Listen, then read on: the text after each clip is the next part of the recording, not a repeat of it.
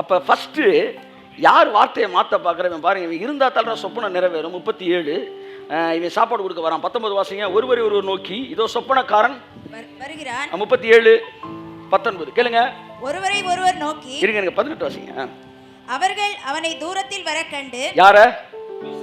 யோசேப்பை தூரத்தில் வர கண்டு, அவன் தங்களுக்கு சமீபமாய் வரும் முன்னே, சமீபமாய் வருவதற்கு முன்பாகவே அவனை கொலை செய்யும்படி சதி யோசனை பண்ணி, சதி யோசனை, underline the word, first punch. அவன் சகோதரர்கள்லாம் சேர்ந்து சதி பண்றான். எல்லாம் சொல்லுங்க, சதி. எல்லாம் சொல்லுங்க, சதி ஆலோசனை. தேவனுடைய வார்த்தையை நிறைவேற விடாம தடுக்கவே முடியாது. கையை தட்டுங்க.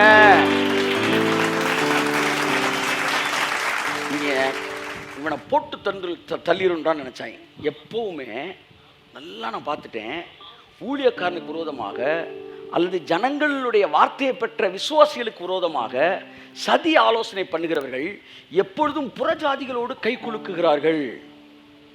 தம்பி கூடயோ அண்ணன் கூட, அவன் பெரிய கஞ்சா குடிக்க ஏதோ ஒரு இருப்பான், ஆனால் அது வரைக்கும் அவனே பார்க்காதவங்க இவங்க என்ன செய்வாங்க, கடவுளுடைய பிள்ளைகளுக்கு விரோதமாக வேலை செய்யறதுக்கு அந்த புறஜாதி கூட கை கொடுக்குவாங்க. இப்படித்தான் யூதர்கள் ரோமர்கள் கூட கை கொடுக்குனாங்க. இங்கே இவர்கள் மீதியானவர்கள் கூட கை கொடுக்குறாங்க.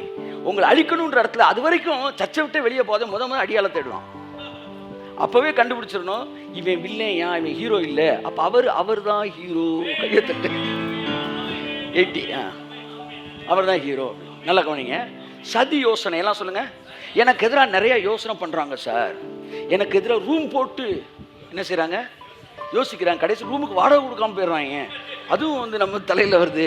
இப்படி ரூமை போட்டு சிந்திக்கிறாங்க. அப்படி நீங்க பயப்படுறீங்களா? பயப்படாதீங்க.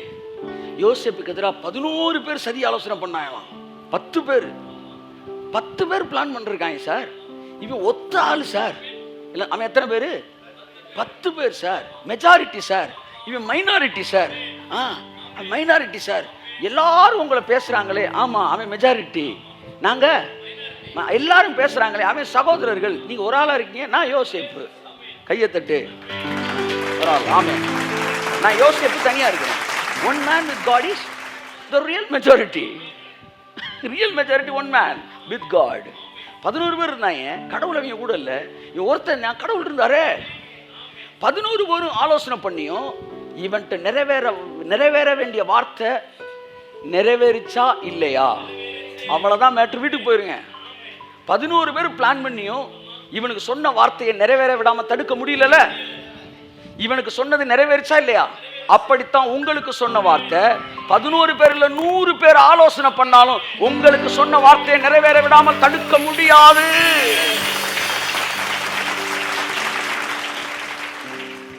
எனக்கு சொன்னதை யாரும் தடுக்க முடியாது.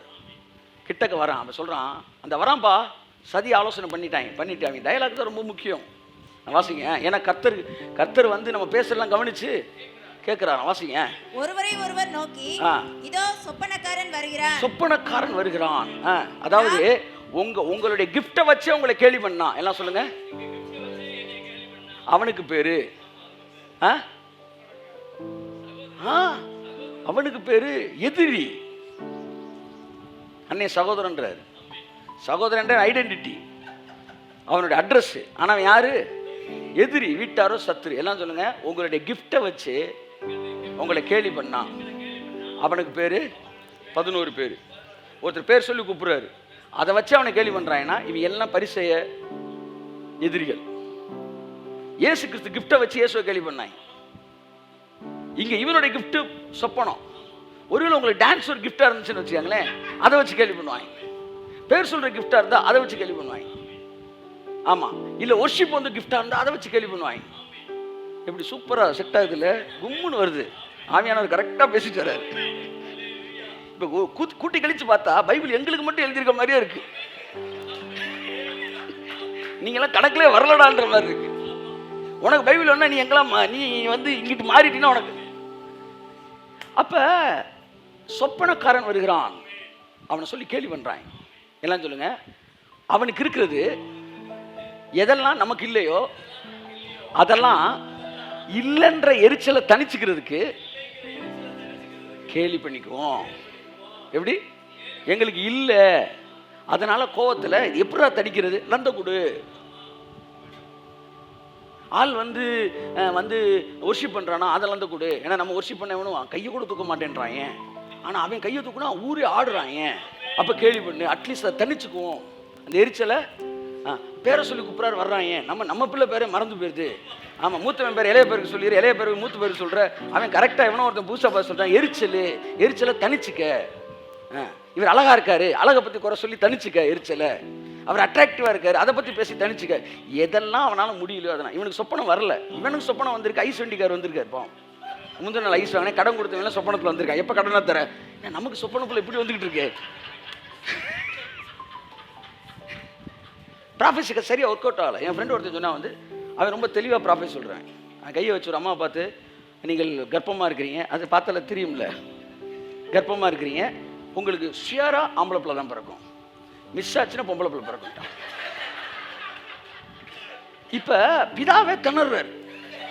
என் ப்ராஃபஸ் எப்படி நிறைவேறுமோன்னு தூதர்களே. ஆனால் அதையும் ஃபால்ஸ்ன்னு கண்டுபிடிக்க வச்சிட்டார். அது நம்ம சொல்லிச்சு, நம்ம கர்ப்பமாகவே இல்லைங்க, வயிற்றுல கட்டி இருக்குங்கன்றுச்சு. வரலன்னா விட்டுரு, வரலன்னா விட்டுரு. Maithili, God will use you mightily. தலைவர் போயிட்டாரு, வரலன்னா விட்டுரு. ஏன் கிரிட்டிசைஸ் பண்ற? இவன் எல்லாம் சொல்ல சொப்பனக்காரன் வருகிறான். அவன் சொப்பனம், அவன் சொன்ன வார்த்தை ரொம்ப முக்கியமானது. இதுதான் இன்னைக்கு சப்ஜெக்டே. வாசிங்க. நாம் அவனை கொன்று இந்த குழிகள் ஒன்றிலே அவனை போட்டு, இந்த குழியில ஒண்ணுல போட்டு ஒரு துஷ்ட மிருகம் அவனை பட்சித்தது என்று சொல்லுவோம். பாருங்கள், அவனை பட்சித்தது என்று சொல்லுவோம். என்ன சொல்லணும்லாம் ரெடி பண்ணிட்டாங்க. வாருங்கள், அவனுடைய சொப்பனங்கள் எப்படி முடியும் பார்ப்போம் என்றார்கள். அச்சா, கையை தட்டுங்க, அப்பதான் படமே தொடங்குது. நல்லா கை தட்டுங்க. படம் டைட்டில் கார்டை அப்பதான் போடுறான். அவன் சொப்பனம் எப்படி முடியும் என்று பார்ப்போம் அவன் சொல்றான்ல. அந்த சீன் முடிகிறப்ப ஏசுனார் பிதாவை எந்திரிக்கிற பாப்பாண்டா. இவன் பாப்போம் சொல்றான், அதே நேரத்தில் அவர் சொல்றாரு பாப்போண்டா. நீ ஜெயிக்கிறியா? நான் ஜெயிக்க. ஆனா ஒண்ணு தெரிஞ்சுக்க, நான் உள்ளே வரமாட்டேன், எல்லாம் உன் ஆளுக தான். உன் ஆளுகளை வச்சே இவனை நான் சொன்னதை நிறைவேற்றுறான் இல்லையா? பார். ஆமே, அவனை பஞ்ச் பண்ணாய. உள்ள இருக்கிற அந்த இவன் பாப்பம் சொன்னப்ப ஹல்க்கு உள்ள இருக்கிற அந்த வார்த்தை விஸ்வரூபம் எடுத்தது. இப்ப அது என்ன செய்யுது? ரிவர்ஸ்ல போகாம விஷனை நோக்கி பாசிட்டிவா தவுது. இப்ப இவனை தூக்கி குழியில போடுறான். ஒருத்தன் அவனை கொல்ல போகும்போது ஒருத்தன் சொல்றான், ரூபன் சொல்றான், எதுக்கடா கொல்லணும், அவனை குழியில போட்டு போயிருண்டான்றான். அப்ப கர்த்தர் இவங்க இப்ப ஸ்லீப்பர் செல் எல்லாம் சொல்லுங்க. எதிரிகள் பாளையத்திலே உங்களுக்கு பேசுறதுக்கு ஒரு 4 பேர் வச்சிருப்பார். கையை தட்டுங்க. அவனுக்கு பேர் ஸ்லீப்பர் செல். நம்மால் ஸ்லீப்பர் செல் இருக்குன்றார், கடைசியில் ஸ்லீப்பிங் செல் ஆயிட்டாங்க போல. ஸ்லீப்பர் செல் இருக்குன்னார். இவர் கூட ஸ்லீப்பர் செல் தெரியும். இங்க உள்ளுக்குள்ள தேவன் எதிரிகளுக்குள்ள 2 ஸ்லீப்பர் செல் வச்சிருக்காரு. யாரு? ரூபன், அடுத்து யூதா. ரூபன் கொல்ல வேணாமியா, விட்டுருவோமியா அப்படின்றான். நான் சொல்லவா, உங்களுக்கு எதிரியே 100 பேர் பேசலாம், 100 பேருக்குள்ள ஒருத்தனை வச்சிருப்பாரு. பாருங்க, சீசர்களை கூப்பிட்டு அடிச்சு பேசக்கூடாது அடிச்சு கொம்மட்டில் குத்துறேன். அப்போ என்ன செய்யலாம் முடிவு எடுக்கும் போது, சனகரிப் சங்கத்தோட தலைவன் கமாலியல், one of the important member, அவன் விஐபி மெம்பர் கேடரு. அவன் ஒரு பைபிள் காலேஜ் நடத்திக்கிட்டு இருக்கான். அவர்கிட்ட கேட்பாமியான்றான். அவன் ஒரு ஸ்லீப்பர் செல்லு, கடவுளோட ஸ்லீப்பர் செல்லு. அவன்கிட்ட கேட்குறாங்க, இவங்க என்ன அப்படி இயேசு பற்றி பேசுகிறாங்க, வாப்பா நான் உங்களுக்கு ஒரு ஆலோசனை சொல்கிறேன். இந்த செய்கையும் இந்த கிரியையும் மனிதனால் உண்டாயிருந்தாலும் அது ஒளிந்து போகும், நீ தொடவே வேணாம், அதுவா காணாம போயிடும். எப்படி சொல்றியா? இதுக்கு முன்னாடி தெய்தாசன் ஒருத்தன் வரலையா? அவன் ஒரு 400 பேரை கூட்டலையா? இவன் ஒரு 200 பேரை கூட்டலையா? அதுக்கப்புறம் ஒருத்தர் ஒரு 600 பேரை கூட்டலையா? என்னடா அவங்க 12 பேர் கையில் வச்சிருக்கிறாங்க. இவங்களை விட்டு அவங்க எல்லாம் கூட்டிட்டு காணாமல் போயிட்டாங்களே, இவர்களும் காணாமல் போய்விடுவார்கள். ஒருவேளை இந்த செயலும் இந்த கிரியையும் தேவனால் உண்டாயிருந்ததானால் உங்களால் ஒழித்து விடக்கூடாது. உடனே மர்டர் பண்ண நினைச்சு நின்றுட்டாங்க. அங்கங்க வச்சிருப்பாரு நம்மால். அல்லையா சொல்லுங்க, அங்கங்க ஒரு ஸ்லீப்பர் செல் இருக்கு. கையை தட்டு ஸ்லீப்பர் செல்லுக்கு. ஆமே ஆமே ஆமே. உங்களுக்கு நண்பர் பிரைம் மினிஸ்டர் இல்லாம இருக்கலாம். பிரைம் மினிஸ்டர் சீஃப் மினிஸ்டரோ ஒரு ஒரு ஒரு புத்தி சுவாதீனம் இல்லாத ஏதோ ஒரு ஆளா கூட இருக்கலாம். ஒரு பேச்சுக்கு சொல்றேன். நம்ம பிரைம் மினிஸ்டர் நல்லவருங்க, பாவம் அவர் சொல்லல. சில பிரைம் மினிஸ்டர் இருப்பாங்க, பாவம் வீட்டிலேருந்து பிள்ளை வெளியே போச்சுன்னா எப்போ வீட்டுக்கு வரும்னே தெரியாது, ஊரெல்லாம் சுற்றிட்டு ஒரு 6 வருஷம் கழிச்சு வீட்டுக்கு வரும். அந்த மாதிரி சில பிரைம் மினிஸ்டர் இருப்பாங்க. இவங்க வந்து இவங்க தான் பவர்ஃபுல்லான்னு நீங்கள் நினைப்பீங்க. இல்லை, ஒரு முடிவு எடுக்கிறதுக்கு முன்னாடி இவங்க பக்கத்துலேருந்து ஒருத்தன் சொல்லுவான் பாருங்க, சார் இதுதான் சார் கரெக்டானது. அப்படியா? யாருக்குமே தெரியாது, வெளியில் தான் இவர் பேசுகிற மாதிரி இருக்கும். ஆனால் இவர் பேசுகிறப்பல இவர்கிட்ட கேட்டான் பேசுவார். இந்த இவரை வந்து தேவனுக்கு பிடித்தம் இல்லாதவராக இருக்கலாம், ஆனால் பக்கத்துலேருந்து ஒருத்தர் சொல்கிறாரு பாருங்க, அவர் தேவனுடைய ஸ்லீப்பர் செல்லாக இருப்பார். புரியுதா உங்களுக்கு? நீங்கள் பாட்டுக்கு அமைதியாக போங்க, அமைதியாக போங்க. நமக்குன்னு ஒரு ஸ்லீப்பர் செல் இருப்பார். என்ன செய்ய நீ ஆலோசனை பண்ணி குழியில் போடுன்னு சொல்லும்போது கொஞ்ச நேரத்தில் இவன் இன்னொருத்தையும் சொல்கிறான், யூதா எதுக்கு இவனை கொண்டு நம்ம இது பண்ணணும், இவனை வந்து வார்த்தைக்கு எதிராக எம்புட்டு பேர் வேலை பார்க்குறாங்க பாருங்க. இம்புட்டு பேர் வேலை பார்த்தோம், அவனுக்கு சொன்னது அழகான அறிவத்தினா சார் 4 அதிகாரத்தில் வந்து என்னது சரித்திரத்தை மாற்றி போட்டார். உடனே ஒருத்தன் சொல்கிறான், வெட்டியாவது கடை குழியில் போட்டு போகணும். அடுத்து இவனை மீதியாடுகள் வருவாங்கல்ல, அவன்கிட்ட விற்றுருவோம் அப்படின்றான். 2வது ஸ்டெப்பு, இவ எல்லாம் சேர்ந்து இவனுடைய உடன் ஊழியர்கள் எல்லாம் சொல்லுங்கள், சகோதரர்கள். உங்களுக்கு எதிராக கிரியை செய்வர்கள் யார்? சகோதரர்கள். என்ன வந்து அல்லூமால இருந்தால் பஞ்சாயத்து பண்ணுறாங்க, இல்லை ஆர்எஸ்எஸ்ல இருந்தால் பஞ்சாயத்து பண்ணுறாங்க. அவன் பாட்டுக்கு அவன் வேலையை பார்த்துட்டு இருக்கிறான். 50 பேர் சகோதரன் தான் சார் பஞ்சாயத்து. உனக்கு வீட்டாரே சத்துரு விட்டாரு. வசனம் கரெக்டாக நிறைவேறுது, க்ளீனாக இருக்குது, எல்லாமே ப்ராம்ப்டாக போயிட்டுருக்கு. இப்போ 11 பேர் சேர்ந்து என்ன செஞ்சுட்டாங்க, மீதியாண்டு விற்றுட்டாங்க. அவன் பெரிய சந்தர்ப்பவாதி. அவன் வந்து 50 ரூபா எக்ஸ்ட்ரா கிடச்சா ஒய்ஃபை கூட விற்றுட்டு போயிடுவாங்க. அவன் அப்படி குரூப்பு பிள்ளைகளை விற்றுட்டு போயிடுவாங்க. ஒரு செம்பு குடிக்கிற தண்ணியில் தண்ணியை காசு கொடுத்தா காசை வாங்கிட்டு தண்ணியை கொடுத்துருவாங்க. இவனை விலைக்கு வாங்கினவன் கூட 20 வெள்ளி காசு அவன்கிட்ட கொடுத்தாங்க. கொஞ்சம் பேரிச்சம்பளம் வாங்கிட்டு போயிட்டாங்க. அவன் கூட 20 வெள்ளி காசுக்கு இவன் வந்து அடுத்து அரேபியர்கிட்ட விற்க இஸ்மவேலர்கிட்ட விற்கிறாங்க. இஸ்மவேலர் வந்துட்ட வாங்கி எங்கே ஜம்ப் பண்ணுறா பாருங்க, ஹல்க்கு இங்கே தவ்வி மீதியானத்தை போய் மீதியான தவ்வி இஸ்மவேலர்கிட்ட போய் இஸ்மவேலர் போய் எங்கே விற்கிறாங்க, எகிப்து என்று விற்கிறாங்க. இவன் டிஸ்டர்ப் பண்ண இப்போ அவன் சிங்காசனத்துக்கு நெருங்கிட்டான். கையை தட்டுக்கு வந்தவருக்கு இவன் சிங்காசனம் எங்கே இருக்கு? எகிப்தில் இருக்கு. இவன் அப்பா கூட இருந்திருந்தான்னா எகிப்துக்கு போயிருக்க மாட்டான். இங்கே பஞ்ச் பண்ண அவன் அப்படியே தவ்வுறான். தவி நேராக இப்போ எங்கே வந்துட்டான், எகிப்துக்கு வந்துட்டான். நீ அடுத்த ஜம்ப் எங்கே தான், நேராக சிங்காசனம் தான். ஆனால் எவனாச்சும் ஒருத்த பஞ்ச் பண்ணணும், கையை தட்டு. அந்த பஞ்சிங் வெயிட் பண்ணுறாரு. ஹல்க்கு பஞ்ச் பண்ணுற வரைக்கும் அப்படியே அமைதியாக இருப்பார். பஞ்சிங் கொடுத்தா வெயிட் பண்ண அந்த வேர்டு அதை டிஸ்டர்ப் பண்ண அது அப்படியே தவ்வி விஷனை நோக்கி தவி. அதை அடிக்கலைன்னா அது நடந்து போகும். எல்லாம் சொல்லுங்க, டெஸ்டினேஷன் நோக்கி நடந்து போகும். அது அடிச்சா தவ்வி பறந்து போகும். டிக்கெட்டே எடுக்காம எங்க போயிட்டான், எகிப்து அரண்மனைக்கு எகிப்துக்கு போயிட்டான். அடிமை சந்தையில் நிப்பாட்டுறாங்க. இங்கே வந்து உடம்பு நல்லா இருந்தால் விலைக்கு வாங்கிக்குவாங்க, உடம்பு சரியில்லைன்னா இவனால் நமக்கு சாப்பாடு வேஸ்ட் ஆகுதுன்னு சொல்லி கொண்டு வாங்கலாம். அதனால தான் யாராச்சும் விலைக்கு வாங்க மாட்டேன்னு இருப்பாங்க. எங்கள் அப்பா வீட்டில் சாப்பிட்டப்பவே கர்த்தர் வந்து என்னை கரெக்டாக போத்திபார்ன்றவே தளபதி, கமாண்டர், மெய்காப்பாளன். ஹிஸ்ட்ரி சொல்லுது, அவன் பார்வனுக்கு பின்னாடி அப்படி நிற்பானா, அப்படி எஸ்கார்டு தான் வந்து பிளாக் கேட் அப்படி நிற்பான். பிளாக் கேட்ஸ் இங்கெல்லாம் அதுலேயும் வந்து சீஃப் கமாண்டர் வேன். ஆனால் கொஞ்சம் லைட் அப்படி நடப்பாப்புல. ஆனால் மற்றபடி உருவினார்னா விரட்டிடுவார். அந்த காலத்தில் அப்படி இருந்திருக்கிறாங்க, ராஜாக்கள் இருந்திருக்கிறாங்க, கமாண்டர்ஸ் இருந்திருக்கிறாங்க. கொஞ்சம் லகலகலாக அப்படி நடப்பாங்க. ஆனால் உருவுனாங்கன்னா அவங்க இன்னொரு உருவத்தை பார்க்க முடியாது. அது அந்த மாதிரி ஆட்கள்லாம் நீங்கள் ஜாக்கிரதையாக இருக்கணும். பழகிற வரைக்கும் நல்லா இருக்கும். பிரச்சனையை கூட்டினீங்கன்னு வச்சுக்கோங்களேன், சின்னவனமாயிர மாதிரி. ஏன்னா ஒரு முட்டி வெடுத்து அவன் ஃபிக்ஸ் பண்ணிட்டாங்கன்னா, நீங்கள் வேலை கால் வைக்கும்போது ஆண்களை வைங்க நல்லா வேலை வைப்பாங்க, பெண்களை வச்சிங்கன்னா அதை விட நல்லா வேலை வைப்பாங்க. ஏன்னா அவங்க ஃபோக்கஸிங் பாயிண்ட் ஆகிடும். அதை விட வந்து திருநங்கைகளை வச்சிங்கன்னா இன்னும் சூப்பராக வேலை வைப்பாங்க. ஏன்னா ஒரு விஷயத்தை ஃபிக்ஸ் பண்ணிட்டாங்கன்னா செஞ்சு முடிக்கிற வரைக்கும் திரும்பி பார்க்க மாட்டாங்க. அவ்வளோ சீக்கிரத்தை அவன் டிவியேட் பண்ணவே முடியாது. They are blessed. அவங்களுக்குள்ள அந்த ஒரு விஷயத்தில் ஆசீர்வாதம். இப்போ என்னன்னா, இந்த இவர் யார், போத்திபார் வந்து பார்க்குறாரு, ஆள் நல்லா இருக்கானேன்னு வாங்கிட்டாரு. வீட்டுக்கு வந்திருக்காரு. மிஸ்ஸஸ் போத்திபார் என்ன செஞ்சுட்டாங்க, இவங்க வந்து பாவம் செய்கிற இழுக்கும்போது, இப்போ நான் ஒரே கேள்வி கேட்குறேன், இவன் நோன்னு சொல்லிட்டான். நோன்னு சொன்னாலும் எங்கே போனான், ஜெயிலுக்கு போனான். ஜெயிலில் இருந்தால் சிம்மாசனத்துக்கு போனான். ஒருவேளை எஸ் சொல்லியிருந்தா என்னங்க இருக்கும், எஸ் சொல்லியிருந்தாலும் ஜெயிலுக்கு தானே போயிருப்பான். என்னங்க சொல்றீங்க, ஒரு நாள் மாட்டியிருப்பான், ஜெயிலுக்கு போயிருப்பான். இங்கே பாருங்க, ரொம்ப முக்கியமானது. தேவனை வந்து நோ சொன்னாதான் அவனை பயன்படுத்த முடியுன்ற இடத்துல அவர் வைக்கல. அது பிளான் ஏ. பிளான் பின்னு ஒன்று வச்சிருப்பாரு, கைத்தட்டு. பிளான் சின்னு ஒன்று வச்சிருப்பாரு, பிளான் டின்னு ஒன்று வச்சிருப்பாரு. ஐயா தட்டுங்க சார். மேற்கு கிழக்கு வடக்கு தெற்கு பரம்புவாயன்றே, பூமியின் துளை போல் சந்தரி பெருகும் என்று வாக்குரைத்தீரே. ஆஹா ஓஹோ பூமியின் துளை போல் சந்தரி பெருகும் என்று வாக்குரைத்தீரே. சொன்னரை செய்யும் அளவும் கையை தட்டி கைவிடவே சொன்னரை செய்யும் அளவும் கைவிடவே மாட்டீ.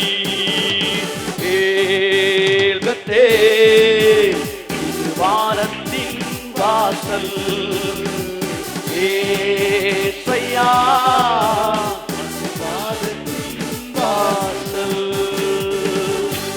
கிருபையின் வெளிப்பாடு பெற்ற பிறகு நீங்க மூத்த ஊழியர்கள் பெரியவங்க அப்படின்னு நினைச்சு அவங்களுடைய உறவுகளும் அவங்களுடைய ஆதரவும் நமக்கு தேவைன்னு சொல்லி ஒரு போலித்தனமான ஒரு பயந்த வாழ்க்கை நாம் வாழ்வோம் என்றால் தேவனால் உங்களை எடுத்து பயன்படுத்தவே முடியாது. எங்க அப்பா கடிந்து கொண்டான்ற காண்டி சொப்பனத்தையும் வெறுத்திருந்தான்னு வச்சுக்காங்களேன், அவன் மேலே வந்திருக்க முடியாது. அவன் சொப்பனம் பார்க்கறதையும் அதுக்கு அர்த்தம் சொல்றதையும் சாகிற வரைக்கும் அவன் நிப்பாட்டலை. ஜெயிலில் போய் ஒருத்தர் சொப்பனம் பார்த்தேன்னு சொன்னப்ப, தம்பி எங்கள் அப்பா சொல்லியிருக்காரு வந்து சொப்பனம்லாம் கேட்கக்கூடாது அப்படின்னு கார்த்திக் ஸ்டைல் அப்படியான்றீங்களா காட்சி பேசியிருந்தா வந்து என்ன ஆயிருந்திருக்கும்? அவன் அப்பா பேச்சை கேட்டிருக்கான். அப்பா வந்து சித்தப்பாவாகுது.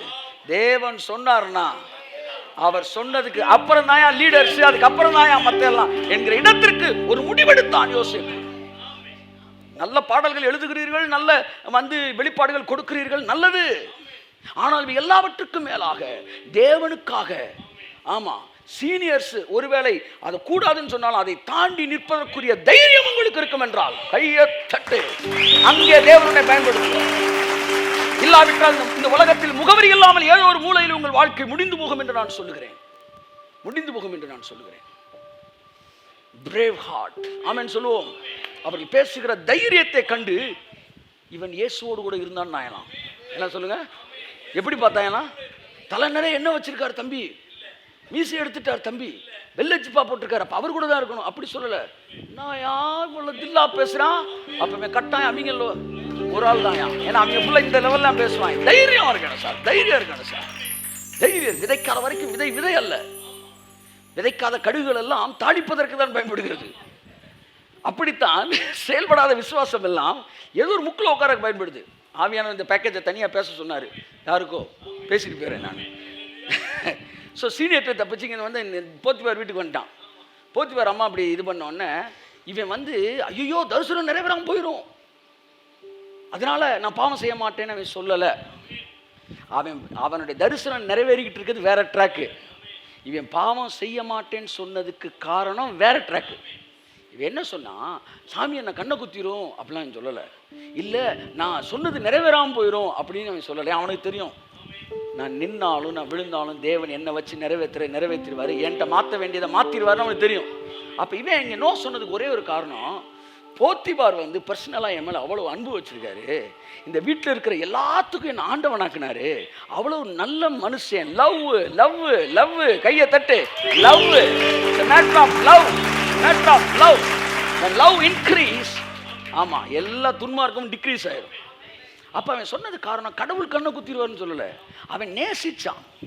ஸோ லவ் வரும்போது பாவம் என்ன செஞ்சிருது, டிமினிஷ் ஆயிரும். அதனால கர்த்தர் சொன்னார், அன்பு டிக்ரீஸ் ஆகிறதுனால அக்கிரமம் மிகுதி ஆகுதுன்னாரு. ஸோ அக்கிரமத்தை டிக்ரீஸ் பண்ணணும்னா அன்பை மிகுதியாக்கணும்.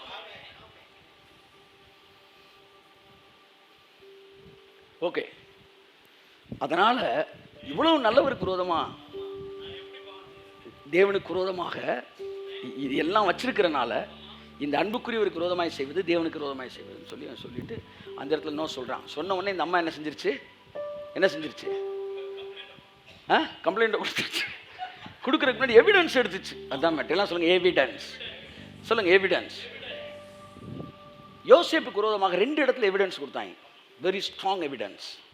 ஒன்று, அவன் போட்டு அங்கேயே கலட்டி அதில் ரத்தத்தை போட்டு இதுதான் உங்கள் பையன், என்னது யோசேப்பு செத்துட்டான், ஃபர்ஸ்ட் எவிடன்ஸ். எல்லாம் சொல்லுங்கள், நீங்கள் செத்து போயிட்டீங்க.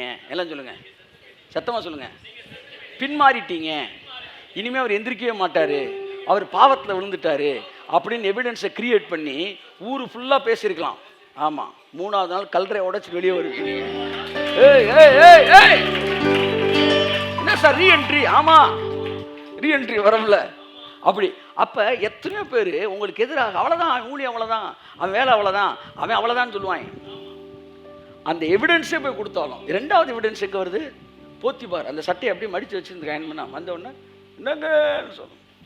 நல்லா கூர்ந்து கவனிங்க. இந்த என்ன இப்படி பண்ணிவிட்டான் அப்படின்றவங்கலாம் இவங்க தான் ஏதாச்சும் பண்ணியிருப்பாங்க சார். நீங்கள் ஒரு 200 300 400 பேர் இருக்கீங்களே, இந்த 400 பேர் மைண்டில் வச்சுக்கோங்க. முடிஞ்சளவு ஒரு 40,000 பேர் சொல்லுங்கள், இப்படி பண்ணிவிட்டான் அப்படின்றவங்க எல்லாம் அவன் தான் அப்ரோச்சே பண்ணியிருப்பாங்க.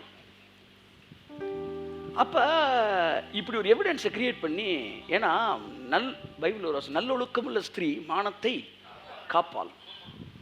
நடு ரோட்டில் வந்து ஏய் ஏய் அப்படின்னாலே இது நம்ம பஜார் பக்கம் இருக்கிற பஜார் அப்படின்ற ஒரு குரூப்பாக இருக்குது. அதெல்லாம் இவங்க கிடையாது, இவங்க வந்து அவங்க கிடையாது. அப்போ இந்த இடத்துல வந்து என்ன செய்கிறா, உடனே ஹஸ்பண்ட் வந்து நான் சத்தம் போட்டு கூப்பிட்டு அந்த எபிரேய மனுஷன் அந்த அந்த டெர்மினாலஜிலாம் ரொம்ப பயங்கரமாக இருக்கும். அதாவது சம்மந்தமே இல்லாமல் அந்த கிறிஸ்தவ பைபிள் அந்த அப்படி தான் பேசுவாங்க.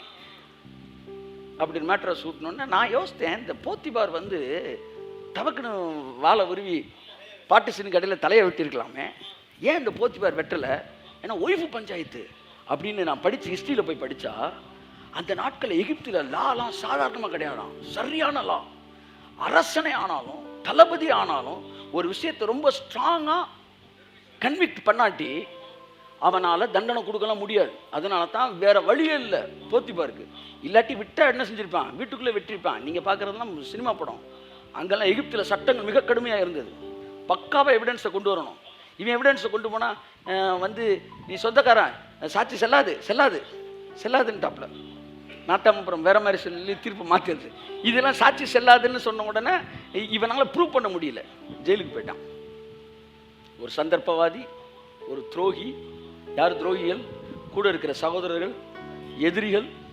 அப்பா ஒரு சீனியரு, அவர் கடிந்து கொள்கிறாரு. எத்தனை பேர் இந்த வார்த்தையை ஸ்டாப் பண்ணுறதுக்கு முயற்சி எடுக்கிறாங்க. அடுத்து கூட இப்போ இந்த சகோதரன் ஆலோசனை பண்ணாங்க. அடுத்து மீதியான அவன் பாருங்க வந்து புறஜாதி.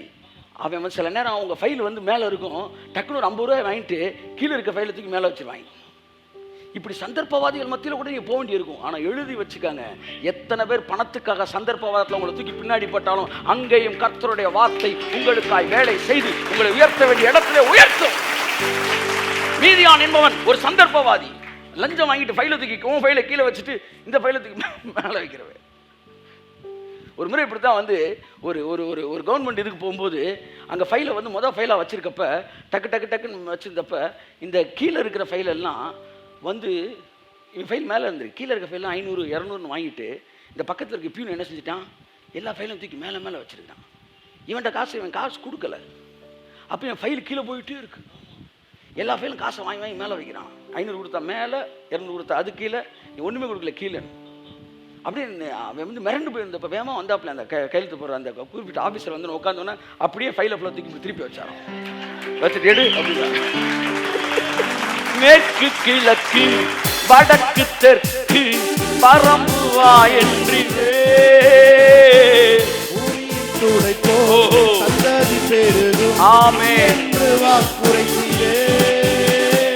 எதையெல்லாம் பார்த்து பயப்படக்கூடாது.